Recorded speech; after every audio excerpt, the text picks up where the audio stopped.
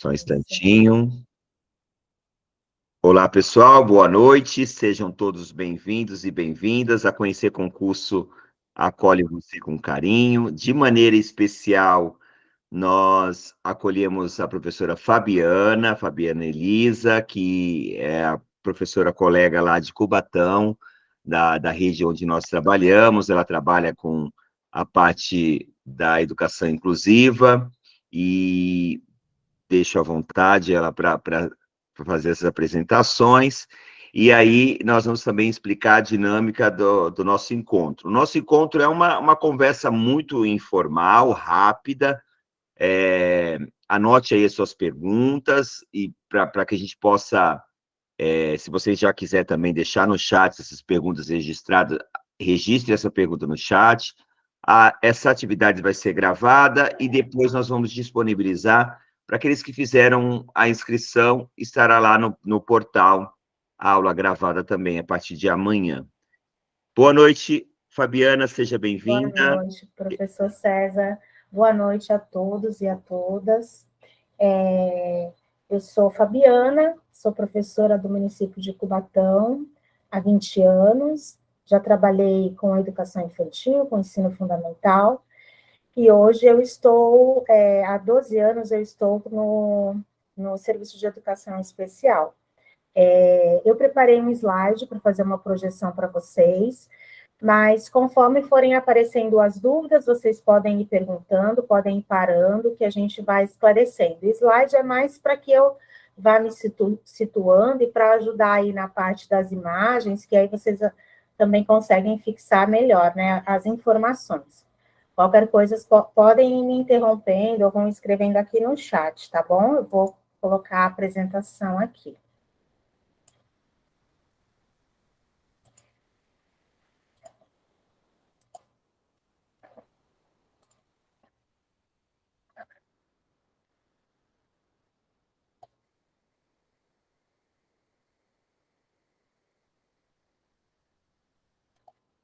Está aparecendo, professor? Ah, sim, está aparecendo sim. Tá.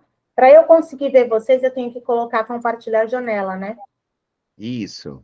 Então, eu vou parar e vou colocar a janela, porque aí fica mais fácil.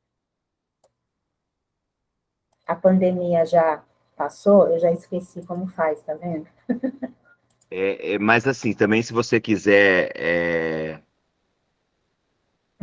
acho que você consegue ver. Isso. Isso, não, porque aí eu posso voltar lá e aí eu consigo ver vocês, não é? Isso, consegue ver, né? Beleza. Vocês estão vendo a apresentação? Sim. Então, tá bom. Eu vou passando, aí quando eu precisar ver vocês, eu volto aqui, tá? Bom, então, eu sou a Fabiana Elisa, né? Essa nossa conversa está sendo realizada pela Conhecer e por mim, né, da Neuroincluir. E aí eu vou trazer para vocês essa primeira imagem para começar a nossa conversa de uma maneira em que todos, né, não sei se a gente tem alguma pessoa, criança, alguma pessoa com necessidade de acessibilidade, deficiência auditiva, visual. Temos aqui alguém? Acredito que não, né, César? Não foi Ninguém comunicado. colocou, né? Nenhuma Não, e na observação. verdade eu também, ó, aí olha uma questão a ser mudada aí. Eu preciso colocar na ficha de inscrição, alguma coisa Sim, ligada a isso, que eu não coloquei, mas vamos pensar nisso. sim. Para a gente fazer uma apresentação o mais acessível possível, né? O ideal é que a gente vá descrevendo as imagens, caso tenha alguma pessoa com deficiência visual, e também as libras, né? O ideal seria que a gente dividisse a tela e alguém fosse fazendo a apresentação pela linguagem de sinais. Mas eu só estou falando isso e vou começar com a minha audiodescrição, porque a gente tem que começar a colocar em prática, a gente tem que começar a ter sempre práticas inclusivas, né? Uma forma da gente ir treinando. Eu vou me audiodescrever, depois eu vou escrever o slide, descrever o slide, tá?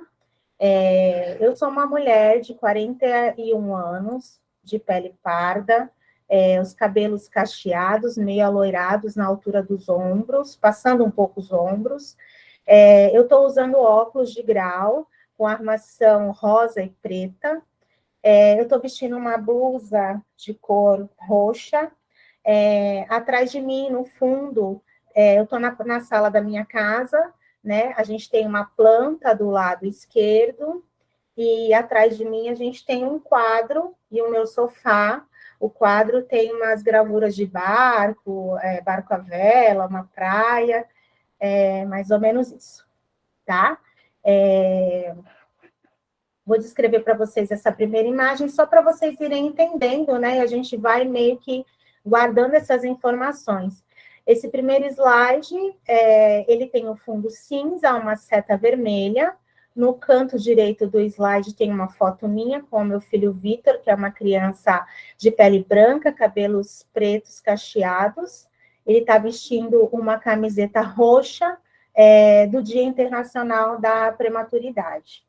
Tá? Então, é mais ou menos assim, a gente vai treinando e vai aprendendo, assim, a audiodescrição, a descrever.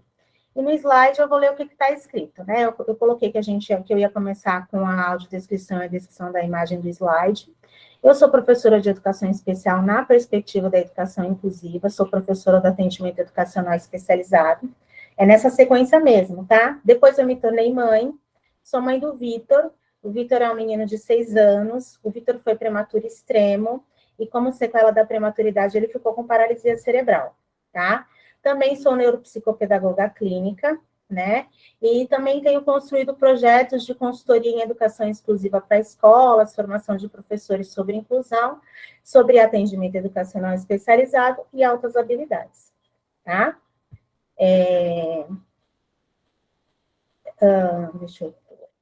Deixa eu aumentar o slide, né, gente? Porque tá pequeno, não tá? Tá pequeno. Se você Tá colocar pequeno? como modo de Isso, apresentação, eu tinha fica esquecido. maior. Pronto, vamos lá, então. Daqui a pouco eu volto lá no chat para ver se tem alguma coisa, que eu achei que eu tenho que ficar voltando. Bom, começando aí com uma frase do Paulo Freire, né, para a gente aquecer, né, Paulo Freire já falava isso meio que, né, nitidamente, que a gente aprende com diferença e não com igualdade, e é assim que acontece a inclusão. Mas aí, antes da gente começar o nosso papo, é interessante a gente pensar o que é deficiência, né? Qual é a definição de deficiência? Qual a definição que vem nos Oi, documentos? oi, Pode falar. Fabiana, eu acho que você já está num slide 4 e aqui não mudou para nós. Você está no slide que é deficiência, não é isso? Isso, não mudou? Não mudou. Deixa eu ver. Isso, agora sim, mudou. Quando eu coloquei no maior, ele não foi, então, ó, vou colocar no maior. Foi? Estamos no que é deficiência. Isso, então tá certo. Tá. Então, e aí é importante a gente pensar o que é deficiência e também entender o que vem descrito nos nossos documentos da educação especial, tá?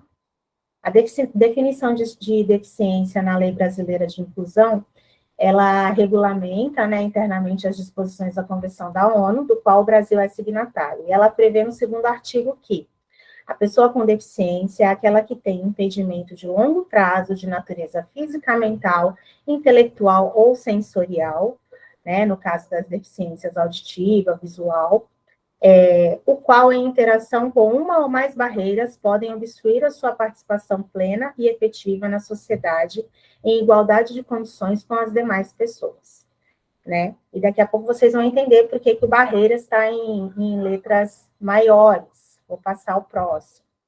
Eu gosto muito dessa tradução da Mariana Rosa, né? Porque aqui a gente tem os termos legais aí, que a gente estuda para os concursos, né? E para a gente entender de maneira um pouco mais prática, e até um pouco mais dinâmica, né?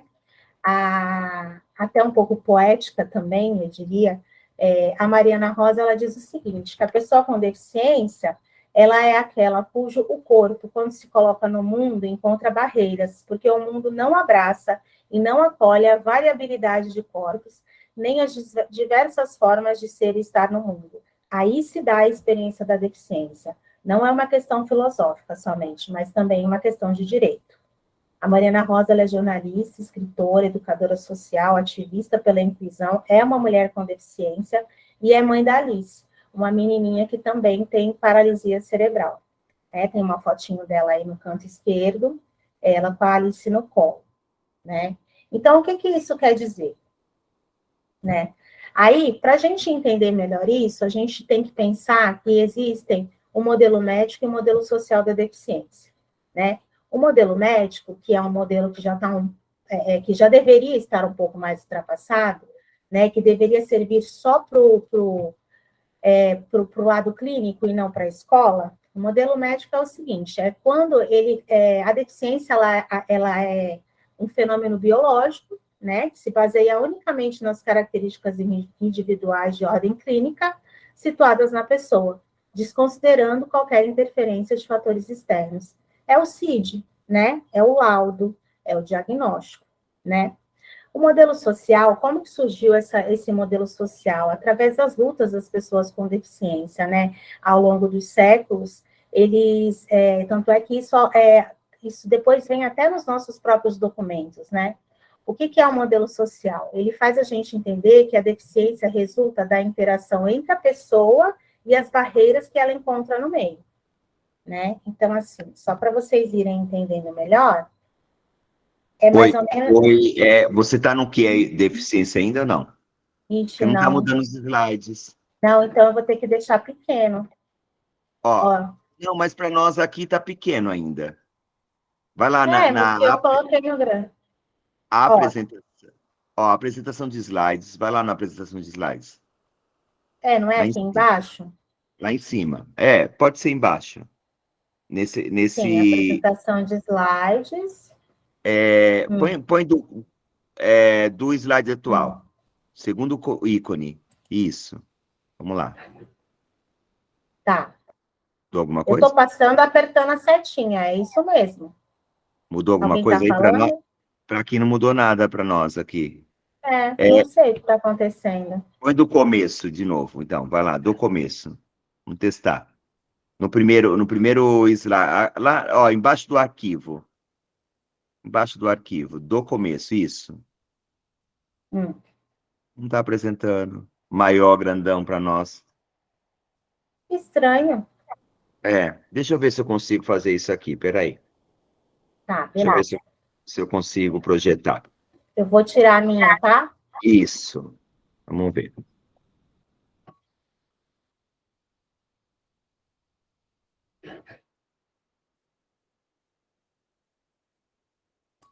Vocês estão vendo aí? Eu coloquei em Sim. PDF. Ah, talvez seja por isso. O meu estava em PowerPoint, né? Não sei. Você está nesse aqui, é isso? Na lei, não? Não, já passei. Sobe um pouquinho. Tá aí? Tá. Tá Pode, aqui? pode ir para o próximo. Pode ir para o próximo. Tá. Isso, eu estava falando sobre o modelo médico e o modelo social da Aí, deficiência. viu, Fabiana? Aí você fala próxima e eu vou passando, tá bom? Beleza, tá Tá. ótimo. Então, o modelo social, ele é, na verdade eu estou no próximo mesmo, não era nesse não, era no desenho. Opa, espera um pouquinho. Esse aqui? Isso, no amarelinho aí. Aí. Então, na verdade, o modelo social, ele não ignora a lesão, o impedimento, né, a impossibilidade da pessoa. Mas a deficiência aparece na junção dessa lesão, desse impedimento, junto com as barreiras arquitetônicas, atitudinais, comunicacionais. Daí acontece a experiência da deficiência. A deficiência é um conceito complexo que reconhece o corpo com lesão, mas também denuncia a estrutura social que oprime a pessoa deficiente, tá? Pode pôr no próximo, por favor. Aí eu trouxe um exemplo do Rodrigo Hubner, que ele é o fundador do Instituto Rodrigo Mendes, né? Ele também é uma pessoa com deficiência. Aliás, o site dele é muito bom, muito interessante, né? Ele tem um blog, Diversa, e o instituto dele faz muitas coisas... Oi? Faz muitas coisas bacanas aí relacionadas à educação inclusiva. Ele dá um exemplo que eu acho bem prático, bem fácil de entender. Quando uma pessoa com deficiência visita Ouro Preto, as muitas barreiras arquitetônicas presentes na cidade evidenciam sua deficiência. Por outro lado, se essa mesma pessoa visitar Viena ou Copenhague, cidades consideradas acessíveis, sua deficiência tende a ser minimizada. Ou seja, a ausência de barreiras faz com que o seu impedimento físico não se transforme em impossibilidade, em exclusão. É aí que entra o conceito de acessibilidade, que prevê a eliminação de barreiras que impeçam o direito de participar de todos os aspectos da vida contemporânea. Tá? Pode passar para o próximo. Deixa eu dar uma olhadinha aqui no que está rolando aqui do lado. Vamos lá. A Kátia falou que tem duas... Deixa eu ir por começo. Não, boa noite, boa noite. Meu filho é Altas Habilidades ITEA. A Sandra Almeida. Vamos lá. A gente tem um projeto, a gente tentou iniciar um projeto de identificação e enriquecimento em altas habilidades em Cubatão, né, César? A gente está tentando aí. Tenho 2 sobrinhas com paralisia cerebral, uma grau leve, que afetou só o andar, outra mais nova, com grau severo, cheia de alegria, as 2 nasceram prematuras. Meu filhinho também nasceu prematuro, e daí, como sequela, ficou a paralisia. E aí, só um dado aqui, né, para a gente pensar que a deficiência, ela não é algo que surgiu agora, nos tempos atuais, né? Ela existe desde que existe a humanidade, né? Ela sempre existiu, né? A diferença é que antes as pessoas viviam à margem, eram excluídas mesmo, né? Só para vocês terem ideia, o primeiro registro de uma classe especial, né? Foi dentro do Hospício Dom Pedro, no Rio de Janeiro, né? E hoje é a sede da UFRJ. Então, só para vocês terem uma ideia, a primeira sala para atender pessoas com deficiência foi dentro de um hospício, né? Então, assim, isso foi primeiro, né? Porque antes nem a escola tinha nem acesso a nada. E aí, mais de 1 milhão de pessoas em todo o mundo convivem com alguma forma de deficiência, dentre os quais cerca de 200 milhões experimentam dificuldades funcionais consideráveis. Então, assim, 1 milhão de pessoas não é pouco, certo? Pode passar, César. Mas aí, quando os documentos trazem essa questão da barreira, a deficiência acontece quando a pessoa com deficiência se vê diante de uma barreira, assim que acontece a experiência da deficiência. Mas o que é barreira, né? Pensando de uma maneira prática, vamos pensar no que é barreira. Pode passar, César. Próximo. É a senha, próximo.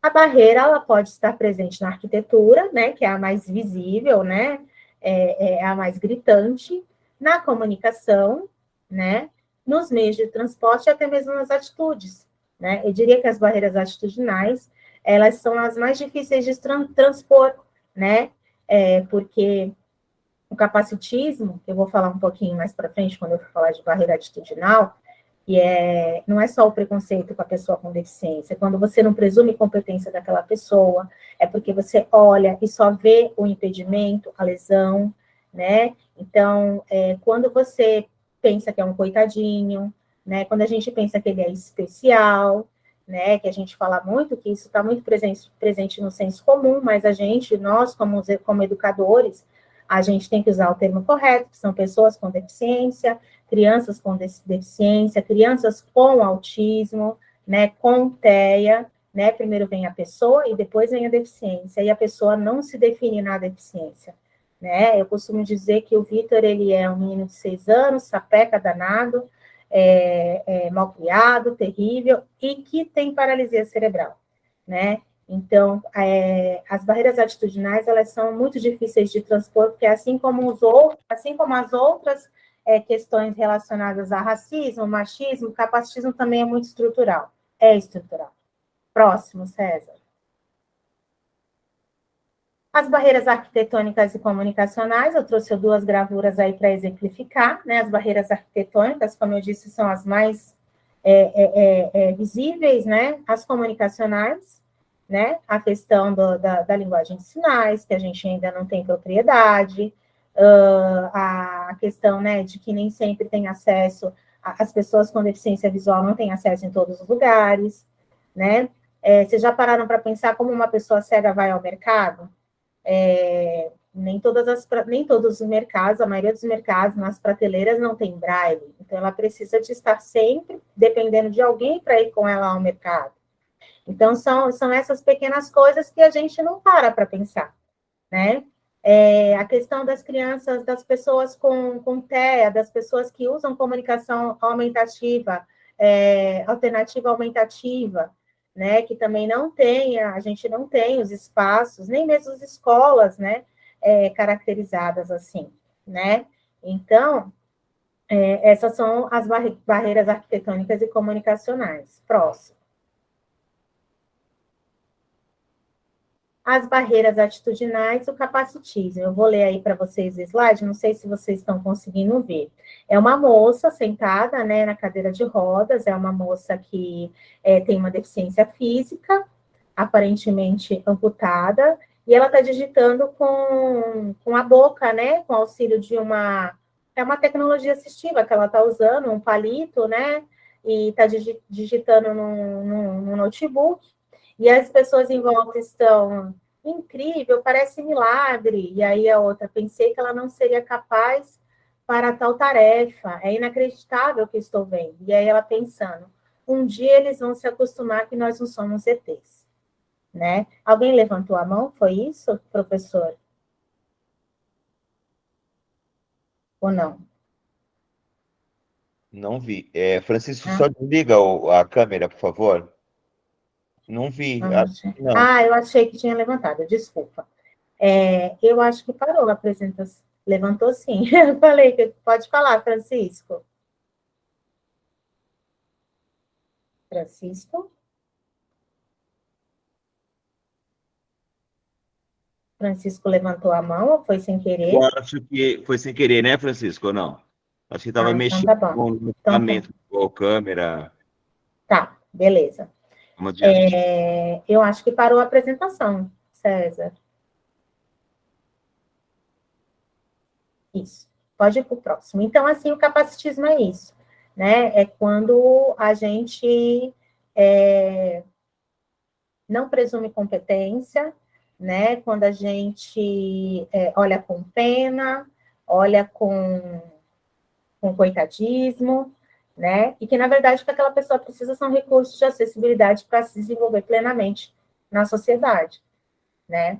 Aí eu trouxe para vocês alguns marcos legais aí, né? Os marcos legais principais, a nossa linha do tempo rumo à educação inclusiva, né? E aí eu comecei até pela LDB, a gente sabe que tem alguns documentos anteriores, né? Mas a LDB é quando a gente já começa a formalizar algumas questões, a LDB, Constituição, o ECA, Declaração Mundial de Educação para Todos, a de Salamanca, as leis de Libras, de Braille, dos núcleos de altas habilidades por dotação, a LBI e a Lei Berenice Viana, né? São algumas das nossas leis aí que fundamentam a educação inclusiva. E a Política Nacional de Educação Especial na perspectiva da educação inclusiva, né?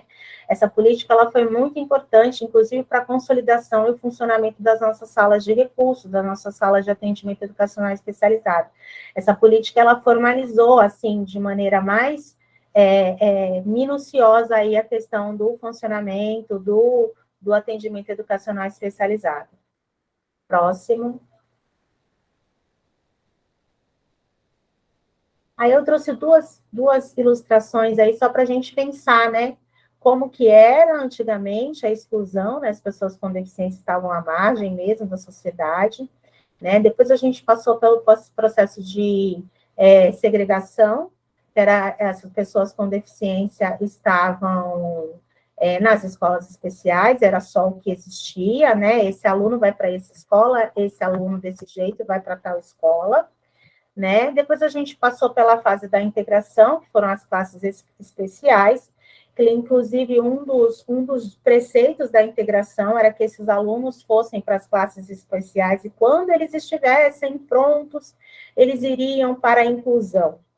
isso pouco aconteceu ou nada aconteceu. Isso acontecia com as deficiências sensoriais, isso acontecia muito. As pessoas com deficiência visual, com deficiência auditiva, né? Até por conta de aprender aí a linguagem, mas as pessoas com deficiência intelectual, com deficiências físicas, com mais comprometimento motor, né? Que isso não acontecia, né? As pessoas continuavam mesmo nas classes especiais, nas escolas especiais, né? E aí, quando a gente vem com a ideia da inclusão, é isso, é uma escola que acolhe a diferença, né? Que acolhe a diferença, que trabalha em cima dessa diferença, e que a diferença é o que nos torna únicos, e a educação tem que pensar que essa escola tem que ser para todos e que ela tem que ensinar a todos, né, como diz a nossa lei, nos mais altos níveis de ensino, de acordo com a capacidade de cada um, né? Trouxe aí para vocês para ilustrar também, né, outra questãozinha de concurso aí da transversalidade da educação especial, né, que ela não é um nível de ensino, mas ela perpassa todos os níveis de ensino, desde a educação infantil até a educação superior, tá? Pode ir para o próximo. E aí a gente chega aí, né, com a política de 2008, formalizando esse atendimento educacional especializado, que a gente vê muitas confusões aí em torno do que é esse atendimento, né? O que o professor de AE faz? O que o professor de educação especial, na perspectiva inclusiva, né? O que ele faz na escola, né? O professor de AE, ele tem como função identificar, elaborar e organizar os recursos pedagógicos e de acessibilidade que eliminem as barreiras que a gente falou lá no começo, né? Ele é o cara que vai ter que eliminar a barreira, ele vai ter que pensar na aprendizagem daquele menino, qual é a barreira que está impossibilitando essa criança de aprender. Né? Então, vamos criar recursos. Ele precisa de comunicação alternativa, ele precisa de uma adaptação no lápis para escrever, ele precisa de usar um computador, né? Ele precisa de braille, ele precisa, né, da linguagem de sinais. Então, é isso que o professor de AE vai fazer, para a plena participação dos alunos, considerando suas necessidades específicas. Pode passar, César. Próximo. Que aí, qual é o público-alvo da educação especial, né? O público-alvo da educação especial são as pessoas com deficiência, as pessoas com transtorno do espectro autismo e as pessoas com altas habilidades, superdotação, que altas habilidades e superdotação são sinônimos, tá? Então, assim, só para a gente exemplificar, o professor de AE não é professor de reforço, o professor de AE, ele não é psicopedagogo. A minha função na prefeitura de Cubatão é professora de AE, embora eu também seja psicopedagoga clínica fora da prefeitura, né? Mas lá, na escola que eu trabalho, eu sou professora de AE. O professor de AE, ele não atende transtornos de aprendizagem, né? E esse é o público-alvo do AE. Então, como que acontece o AE? A criança público-alvo aí da educação especial, com deficiência, com TEA, com altas habilidades, ela tem a matrícula no AE e a matrícula no ensino regular. Não são matrículas que podem uma substituir a outra, por exemplo, ele vai vir só no AE, professora. Não, ele não vai vir só no AE, ele vai vir para a escola, né? E a oferta do AE, ela é obrigatória, os municípios têm que oferecer o AE, os municípios, as escolas particulares, né? Que aí é um pouco mais difícil, mas tem que oferecer o AE. E aí o pai tem a opção de não optar pelo AE, tá? Mas os municípios têm, o Estado, né? O município tem o dever de oferecer o AE, né? O AE não substitui o ensino comum, tá? E o que esse professor de AE? Ele vai fazer o plano. O que ele vai fazer? Ele vai fazer o plano de AE. O que é o plano de AE? Ele vai identificar quais são as necessidades educacionais específicas desses alunos e vai definir quais são os recursos necessários e as atividades a serem desenvolvidas, né, por esses alunos. Ele vai fazer o que a gente chama de estudo de caso, né? Ele vai fazer a articulação com os professores do ensino comum, né?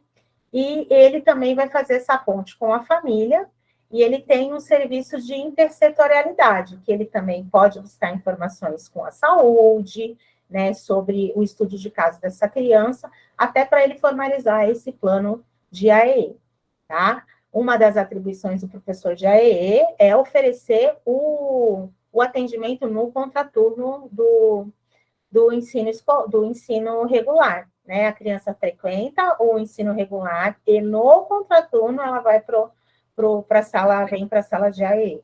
Um adolescente foi apreendido. Também foram cumpridos 13 mandados de busca e apreensão. Perguntar. Val, eu acho que seu áudio está ligado. Isso, já desligou. Deixa eu dar uma paradinha aqui e ver o que estão falando aqui, César.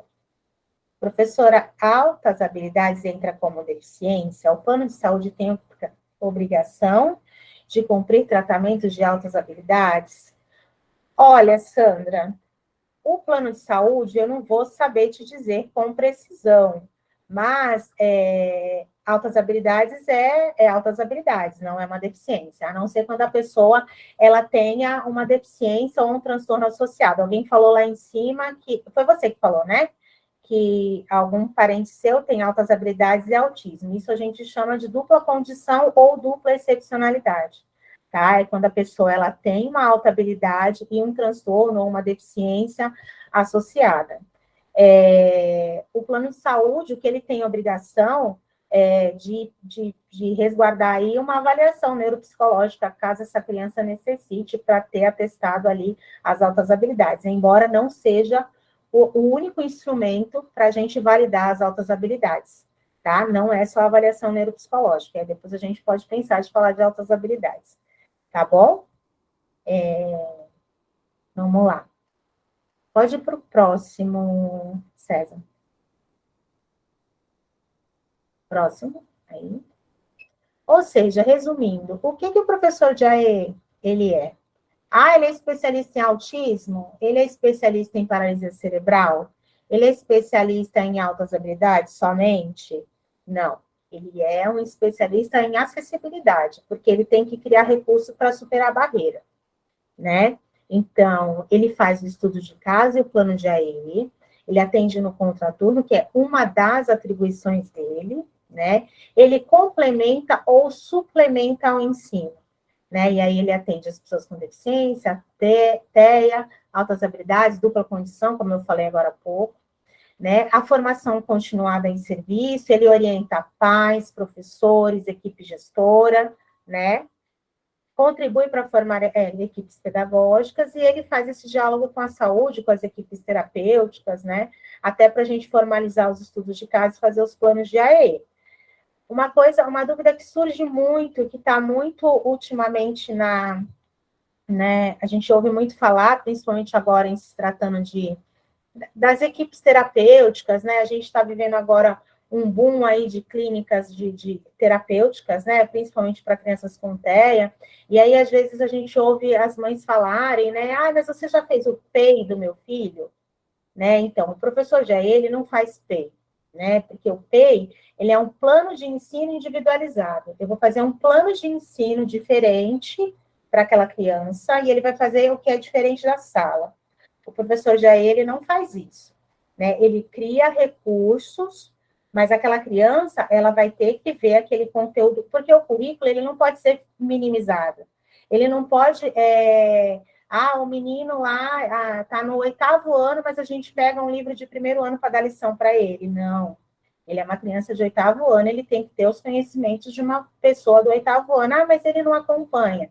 Então, a gente vai buscar estratégias de ensino para conseguir, e vai criar acessibilidade para conseguir chegar, passar o conteúdo para essa criança, de acordo com a especificidade dele, de acordo com a capacidade dele.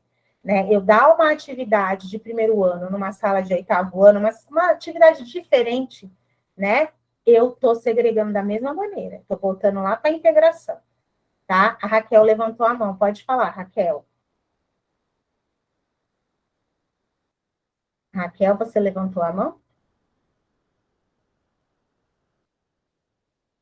Será que foi sem querer, César? Bom, eu vou seguindo. Vocês estão me ouvindo? Travou? Creio que sim. Podemos ir. Tá. Pode ir para o próximo. Não, foi sem querer aqui. Ficou travado aí, até os botões sem querer. Tá bom. Então, eu trouxe algumas imagens aí de salas de recurso, né?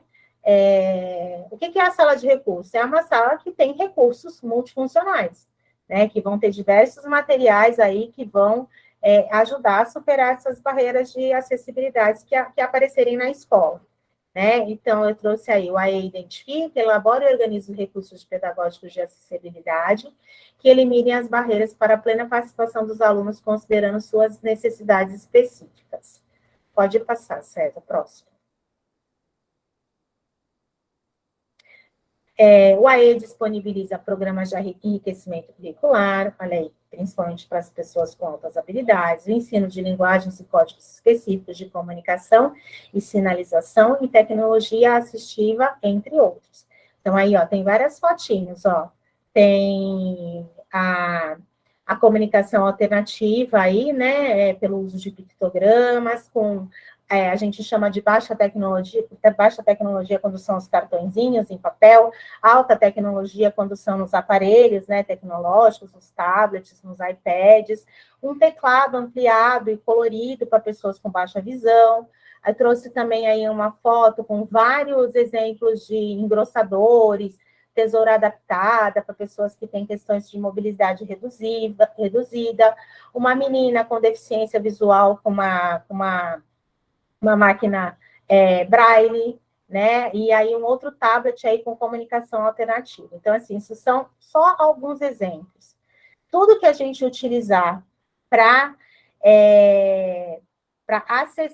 dar acesso no conhecimento ali, na participação daquele aluno na sala de aula, é um recurso de acessibilidade, é um recurso de tecnologia assistiva, tá? Próximo, César.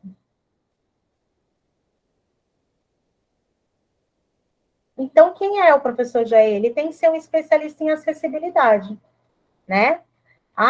Entrei agora, né, que a gente teve aí, né, no curso do professor César, vários aprovados aí, né, na área de educação inclusiva, né? As pessoas às vezes me perguntam, Fabi, eu faço curso de quê? Né? O que eu faço? Estou me sentindo perdida, né? Na verdade, o ideal seria que a nossa formação fosse em serviço sempre, né? Mas como o professor gasta mesmo muito dinheiro se formando, eu diria que fazerem cursos que tenham a ver com acessibilidade, de tecnologia assistiva, de comunicação alternativa, né? Esses tipos de curso que você vai aprender, conhecendo diversos recursos para usar, né? A gente tem, por exemplo, quando eu entrei há 12 anos atrás, a gente recebeu softwares de comunicação alternativa, né, nas salas de recursos. Todas as salas de recursos têm o Budmaker, que a gente usa para fazer esses pictogramas aí de comunicação alternativa, né? E a gente não sabia mexer, né? E aí a gente foi se virando, uma ajudando a outra, até hoje é assim, mas hoje a gente já tem mais familiaridade para mexer, mas, assim, é uma área, por exemplo, que eu sinto falta de ter feito um bom curso, né? Então, assim, eu sempre respondo isso para quem me pergunta.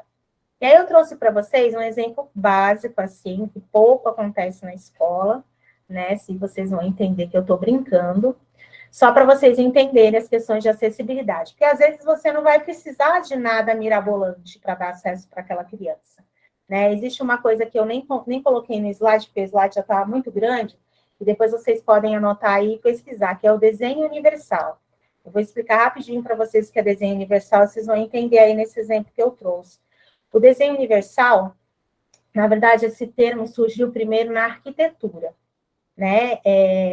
Se eu não me engano, foi um arquiteto norte-americano que criou esse termo e tal. E aí, o que ele percebeu? Ele percebeu que quanto mais a gente adapta ambientes, né, mais difícil fica. Então, o ideal é que quando eu for criar um ambiente, para que ele seja o mais acessível possível. Porque ele não vai ser acessível, um exemplo, uma rampa, ela não é só acessível para uma pessoa com cadeira de rodas. que usa cadeira de rodas. Ela é acessível para uma mãe com carrinho de bebê, ela é acessível para uma pessoa idosa, né? Ela é acessível para uma pessoa que está vivendo uma situação de uma perna com quebrada, enfim. Então, assim, quando você pensa no ambiente em que ele possa acolher o maior número de pessoas, melhor é. Menos adaptações você faz. E aí, esse desenho universal, ele foi trazido para a aprendizagem, que a gente chama de DUA, Desenho Universal da Aprendizagem, que é exatamente isso, né? Quando os professores me perguntam, mas eu tenho que adaptar o currículo para ele? Não, o currículo a gente não adapta. A gente já tem aí a nossa história, né, nosso percurso aí para chegar no currículo que a gente tem hoje, que ele já é multicultural, o nosso currículo. Ele já tem que abranger todo mundo. O que eu faço? Eu posso flexibilizar estratégias de ensino. Eu posso dar outro tipo de estratégia para realizar a mesma atividade, né? Então, quando eu penso em desenho universal, eu falo para os professores, quanto mais você fizer a atividade ali, você tem um conteúdo para trabalhar, quanto mais você pensar naquela atividade de uma maneira que você abranja todos os estudantes, você não vai precisar adaptar. E, inclusive, você vai conseguir chegar naquelas crianças que também que não têm deficiência. Porque quantas vezes a gente, né, dá exemplos de estratégias aí de como fazer, né, apresentar as atividades, e às vezes os professores falam assim, ai, professora, acabei usando com todo mundo, foi bem melhor, né? E aí eu vou ler para vocês exemplos, só para vocês entenderem. Na sala do terceiro B, tem um estudante que vive a situação de deficiência intelectual e que ainda não está alfabetizado. A professora da sala comum está trabalhando a interpretação do gênero conto de fadas, do gênero textual conto de fadas. O professor da sala vai preparar a sequência de atividades sobre o conteúdo, contemplando as especificidades de todos os estudantes, e vai pedir a orientação da professora de AEE e de como tornar esse conteúdo acessível ao estudante com deficiência. A professora de AEE pode dar como orientação a utilização do texto por áudio, de maneira que o estudante consiga entender o texto e interpretá-lo. Os outros estudantes também têm acesso a esse texto por áudio e muitas vezes alguns estudantes sentirão mais facilidade em interpretar o texto ouvindo. Então, assim, um exemplo muito simples, muito básico, né? E que se a gente for pensar, é uma prática, às vezes, a gente tão assim, engessada ali, tão automatizado na sala de aula, a gente esquece, né? Ainda mais agora que a gente tem tantos recursos, né? A gente tem áudio, a gente tem recursos de áudio, a gente tem áudio livre, a gente tem podcast, a gente tem tanta coisa para utilizar, né? E eu não estou falando que as nossas escolas e as nossas redes têm estruturas maravilhosas para trabalhar, não estou falando isso, né? Mas a gente pode pensar em algumas estratégias aí que consiga abranger todos os estudantes, tá? Pode ir para o próximo, César, por favor. Aí eu trouxe para vocês uma dica de livro, assim, esse livro acabou de sair do forno.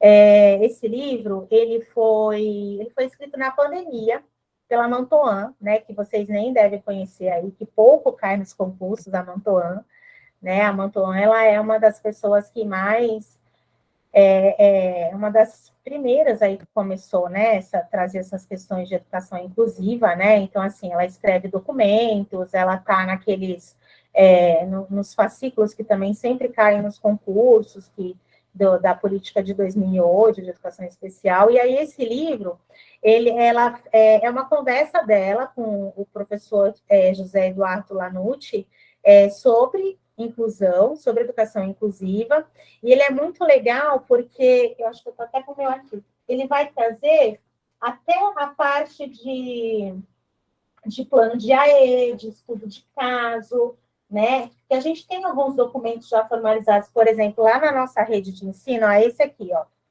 Né? Então, assim, ele é um livro, assim, para quem está, né, foi bem colocado aí nos concursos, ou pretende fazer um concurso na área de educação inclusiva, esse livrinho aqui, ele pode ser um livrinho de bolso, porque ele é muito, no começo, assim, eles vão trazer essas questões de definição de deficiência, de modelo social da deficiência, vão falar muito de identidade fixada, que a gente tem muito essa questão de identidade fixada, o autista é assim, a paralisia cerebral é assim, o tal é assim. E aí eles vão meio que, né, desprender esses nossos pensamentos aí de senso comum no começo. Então, a leitura pode ser um pouco densa, mas aqui, mais para o final, eles trazem muito facilmente, assim, um roteiro para elaboração de plano de AEE. Então, assim, é um livro bem legal de ler. Logo, logo ele vai cair aí nos editais de concurso, que ele saiu em 2020 ou 2021, se eu não me engano, tá? Então, essa é uma dica legal. Aí eu trouxe também algumas dicas, pode passar para o próximo, César, umas dicas de páginas para vocês que seguirem. Depois o professor César, acho que vai mandar os slides para vocês, né? Se vocês quiserem anotar, fotografar. A gente acha muita coisa na internet hoje, né? Então, assim, essas coisas que eu trouxe para vocês aí são coisas, podem acreditar, são coisas de qualidade. Pode falar quem é Ineide? Você levantou a mão? Ineide, você levantou a mão. Você quer perguntar? Eu acho que não. Então, parou a apresentação. Aí eu trouxe algumas páginas aí.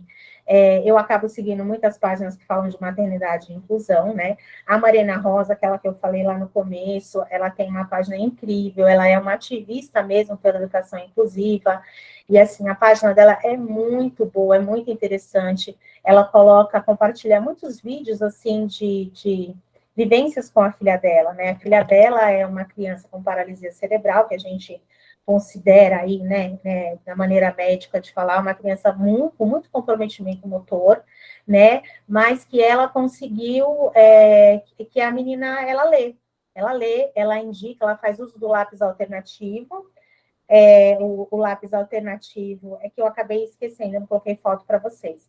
Elas são várias, como se fosse uma lousinha, assim, que aí vem com alguns símbolos de comunicação alternativa de um lado e do outro, né, que é para crianças que não têm a fala oralizada, e vem as letrinhas do alfabeto, e aí a menina vai indicando com a cabeça a letra que ela quer escrever, tá?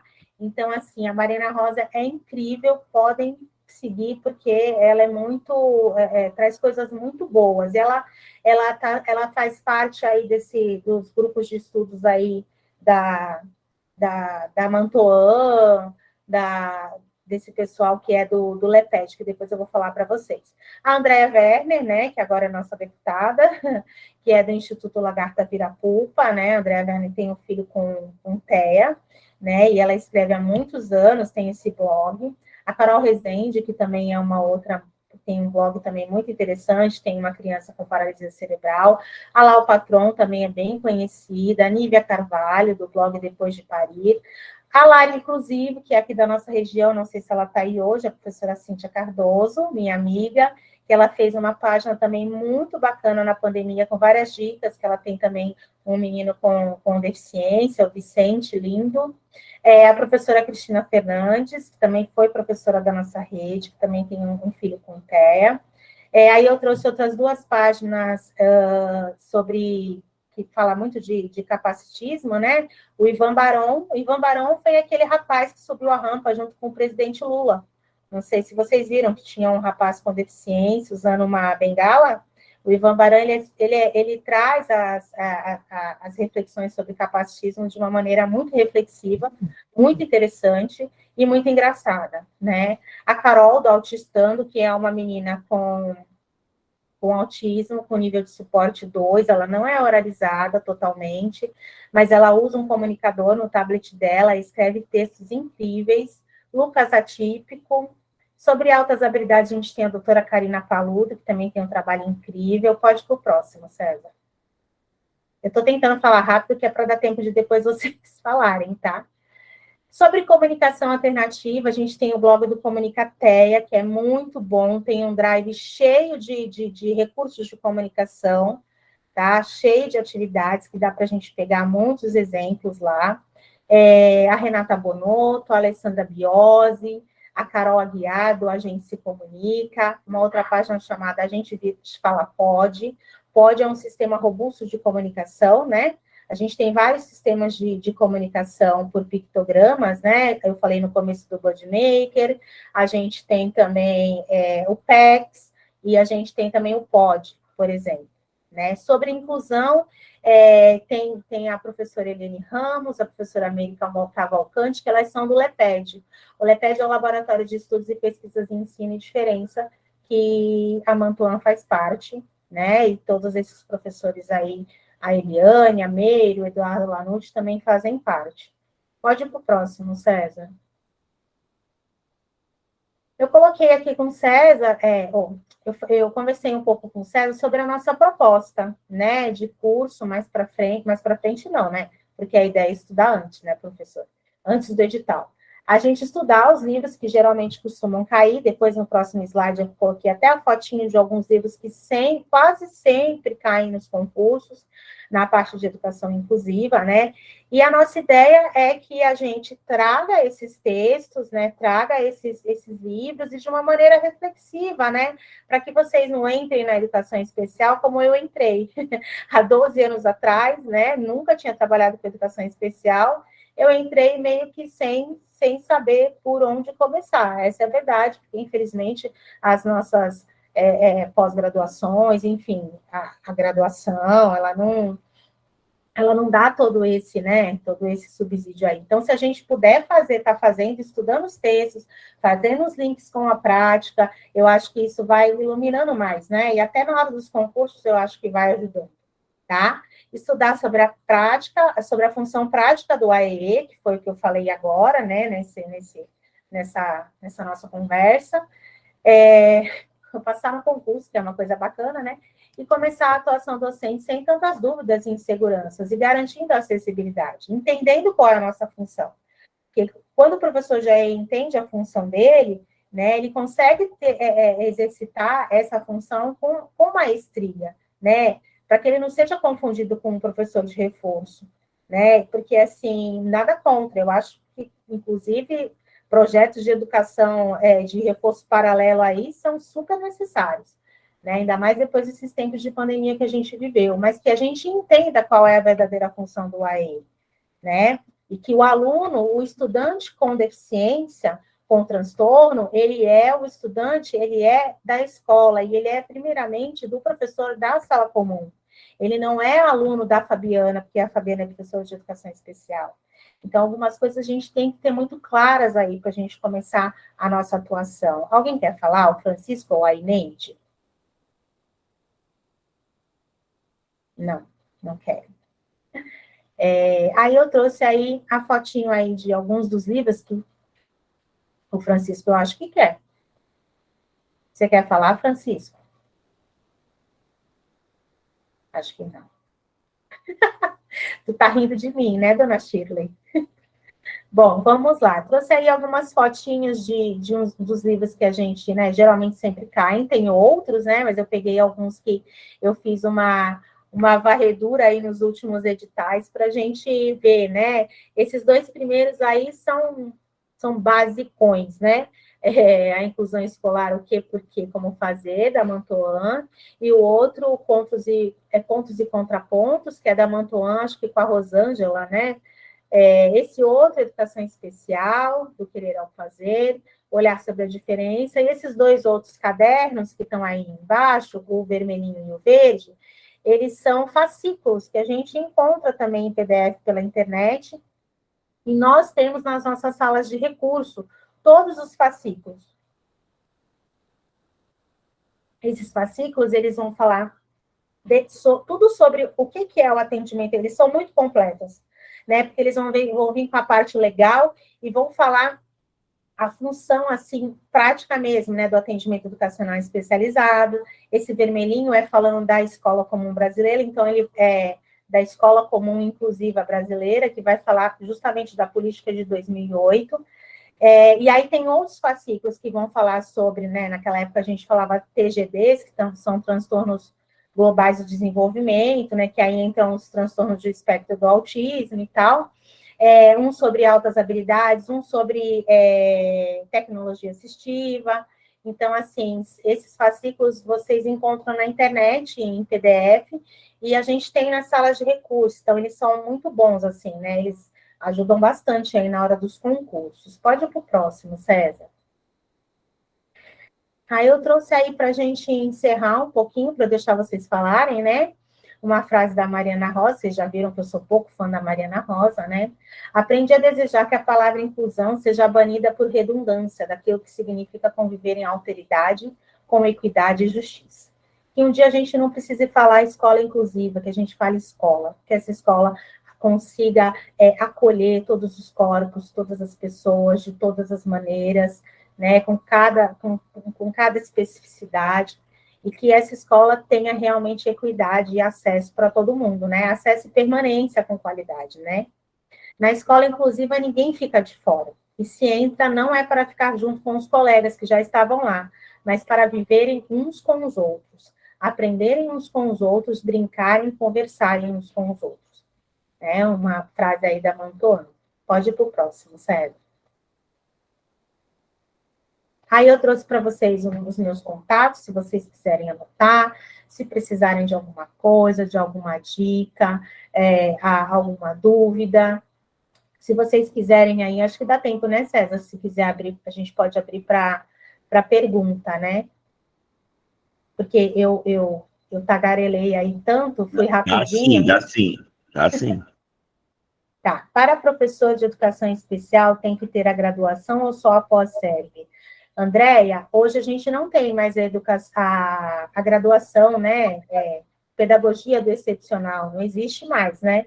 Então, geralmente, os editais, eles pedem que a gente tenha a formação em pedagogia e a pós-graduação em educação especial. Alguns editais, eles pedem específicos, né, em deficiência intelectual, deficiência auditiva ou deficiência visual.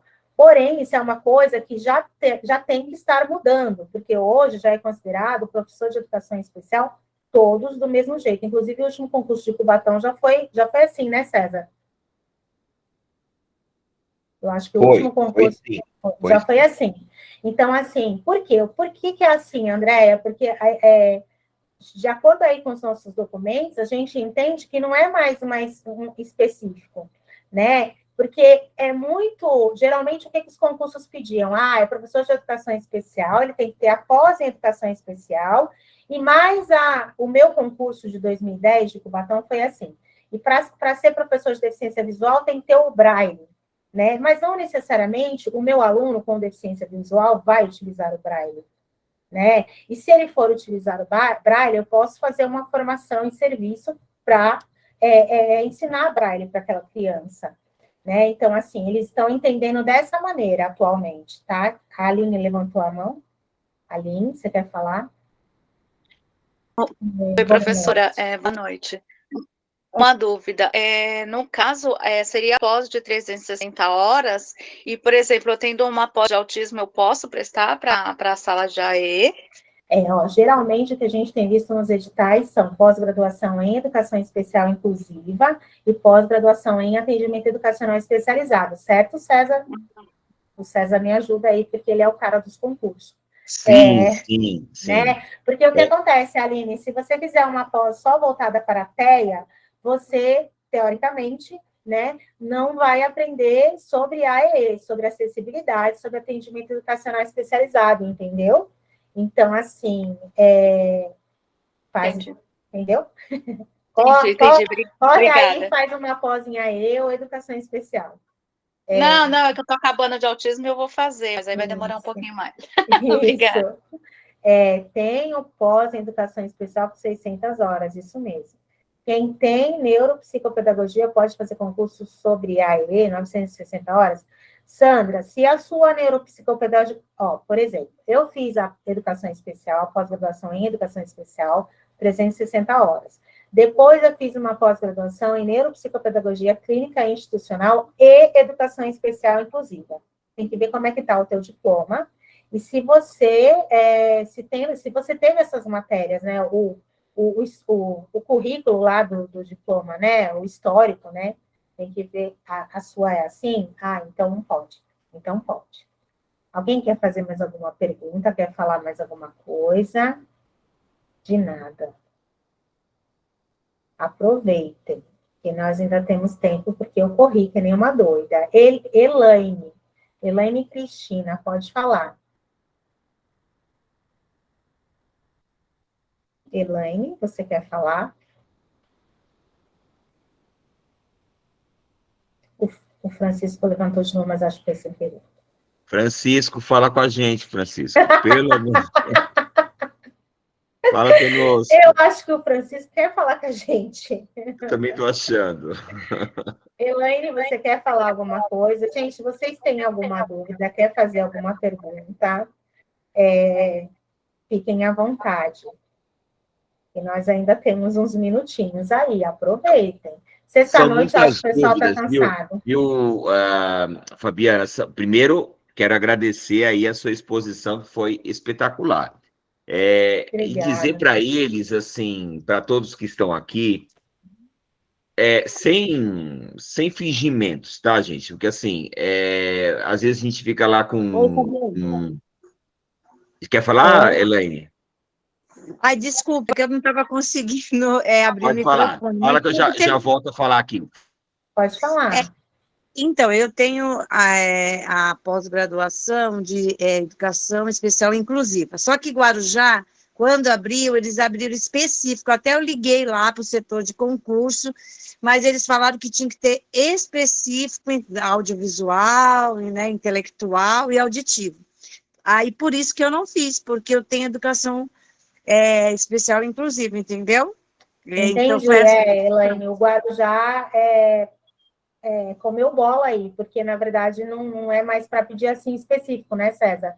De uns tempos para cá, já está pedindo educação especial ou atendimento educacional especializado. O Guarujá foi assim mesmo, eu lembro. Mas por que, gente? Assim, vamos pensar um pouco.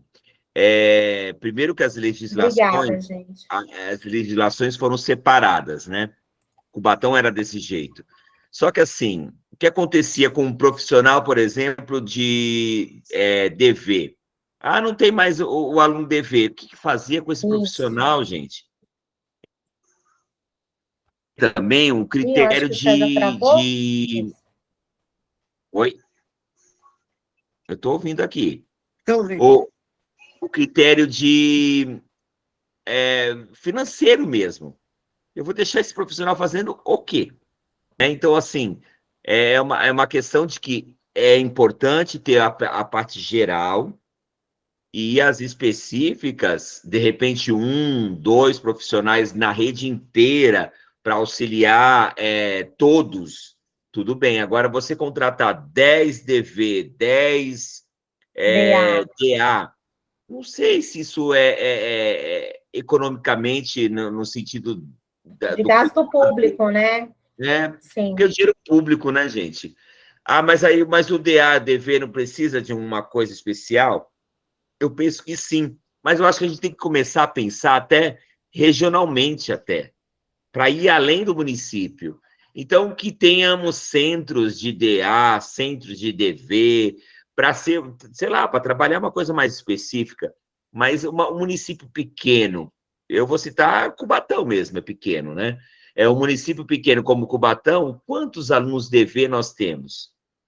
Intelectual até que tem bastante, mas, assim, pegamos outro município, um município como Mongaguá, quantos alunos nós temos? Vamos contratar quantas pessoas? Aí um é numa escola X e o outro aluno é lá, sei lá, no outro lado da cidade, e não dá para gerir esse processo. E outra coisa, né? Gerir o processo não é moleza, né? Então, eu penso que realmente tem que rever. Mas, pessoal, se vocês acharem que... primeiro que a gente acha que é uma tendência unificar. Mas, gente, nunca é demais. Estudar nunca é demais. Quer se especializar em DA, DV, DI, se especializa. Sempre é importante também, né? Independente de você entrar no município sendo uma questão generalista maior, tudo bem, mas às vezes especializar sempre é bom. E, na verdade, quem está no AEE tem que conhecer todas as áreas, né? O ideal mesmo era nós aqui, professores de todas as áreas, termos formações de todos, né? Para incluir todos. A gente sabe que não é muito fácil, né? Alguém perguntou aqui, ó, se para fazer... Peraí. para fazer o concurso de AE tem que ter curso de Libras. Então, foi o que a gente falou, Raquel, se o edital vier pedindo só educação especial, não precisa, né? Se o edital vier pedindo, como veio pedindo Guarujá, ou quando veio o meu edital lá atrás, que era educação especial, aí para ser professora de DA tinha que ter tantas horas de curso de Libras, aí sim. Mas é isso que o César explicou, assim, a tendência é que isso realmente vá acabando. Porque, por exemplo, hoje as nossas professoras especializadas em DA e DV, lá no município, elas não têm nem sede fixa mais. Elas vão para onde tem aluno, porque o número de alunos é um pouco menor, né? Então, a professora tem um aluno com deficiência visual em tal escola, a professora está numa escola um ano, no outro ano o aluno se formou, ela vai para outra escola onde tem aluno, né? Então, assim, diferente da demanda de deficiência intelectual, né? Então, assim, não tem essa diferença agora, né? Eu acho que isso realmente vai acabando. O nosso último concurso já não pediu específico, tá? Alguém tem mais alguma pergunta? Elaine já falou, né? Ah, tá. Gente, tu quer falar, César? Pode falar. Não, até eu levantei sem querer. Eu ia baixar a mão das meninas e eu levantei a minha. Gente, eu deixei aí para vocês o meu e-mail, a minha página no Instagram, né? Na minha página eu compartilho bastante conteúdo aí voltado para a inclusão, principalmente para educação inclusiva. Vocês vão ver também a cara do Vitor lá, tipo, quase todos os dias. E aí também falo bastante também da prática, né, psicopedagógica, que eu também atendo. E aí coloquei aí para vocês, se vocês quiserem seguir, acompanhar, coloquei meu e-mail, meu telefone, se vocês tiverem alguma dúvida, quiserem contatar. Também estamos aí com o professor César, pensando em algumas coisas. Eu queria agradecer a paciência de vocês, a disponibilidade numa sexta-feira à noite, né, que não é qualquer pessoa, depois dessa chuvarada, desse trânsito, né, para a gente estar aqui sentado 1 hora conversando sobre inclusão, e eu fico muito feliz de ter tanta pessoa interessada, né, em conversar sobre educação inclusiva, né, então, queria agradecer ao César, obrigada, Shirley, obrigada, Shirley é uma fofa. Eu queria agradecer você, César, por essa oportunidade de estar aqui falando de um assunto que eu gosto tanto, né, que me afeta de todas as maneiras, e obrigada a todo mundo também que veio aqui para ouvir, tá bom? Eu que agradeço, muito obrigado, Fabiana. A gente aqui da Conhecer Concurso só chamamos pessoas que a gente confia, né? Então, agradecemos a Fabiana. E o nosso projeto, gente, vai para além de você passar no concurso em si. A proposta Obrigada, sim, de firmarmos uma educação de qualidade pública. Ninguém aqui falou de escola privada. Nós queremos uma escola pública de qualidade. E quem é que vai fazer a escola pública de qualidade? Você. É você que vai fazer uma escola pública de qualidade. Por quê? Porque todos merecem. É isso. Então, a gente agradece a sua presença, muito obrigado. Esse material vai ser gravado e nós fazemos um convite, é um desafio. Vamos pensar nessa questão da educação inclusiva? Aqueles que já têm a certificação, vão estudando? E aqueles que não têm a certificação, vamos pensar numa pós? Vamos pensar num estudo aprofundado? Porque, assim, deixa eu explicar uma coisa, gente. Hoje, eu até estava tentando falar antes, não vamos ser hipócritas de dizer que 30 alunos é igual a um aluno. Então, você sai da sala de aula de 30 alunos e você atende aquele aluno de maneira especificada, de uma maneira individualizada, é outro nível, né? Até para o nosso estresse, para o nosso trabalho, enfim. Claro que tem situações de alunos com grau que vai te exigir muito mais, mas a grande maioria das situações, você consegue lidar, você vai aprender para isso, você vai estudar para isso. Então, é um desafio que a gente lança. Vamos lá, gente, vamos estudar. Não dá para ficar somente na pedagogia ou somente num curso específico. Dá para você ampliar e pensar também na sua qualidade de vida. Porque, assim, uma coisa é você lidar com os 30 alunos de uma vez, outra coisa é você lidar com um aluno. Então, assim, Obrigada, Vanessa. eu penso que você precisa pensar nisso, tá? Pense nisso, foquem nos estudos, vão aí para pós-graduações e, na dúvida, entre em contato, compartilhem, falem com o colega, tá bom? Muito obrigado. Obrigado, Fabiana. Obrigada, gente. Boa noite. Obrigada, viu? Boa Obrigada noite a mesmo. todos e a todas. Vou parar de gravar. Tchau. E quem quiser ficar aqui falando alguma coisa, conversando, fiquem à vontade, que eu vou parar de gravar, mas se quiser falar sem a gravação, fiquem à vontade também, tá? Só um instantinho. Parar de gravar aqui. Eu ia falar, né, César? Porque, assim, o que eu vejo é que a gente às vezes... Você quer parar de gravar? Pode parar. Eu quero parar, mas não estou conseguindo. Peraí. Ah, tá. Não consegui parar de gravar. Ah, agora sim. Parei. Peraí.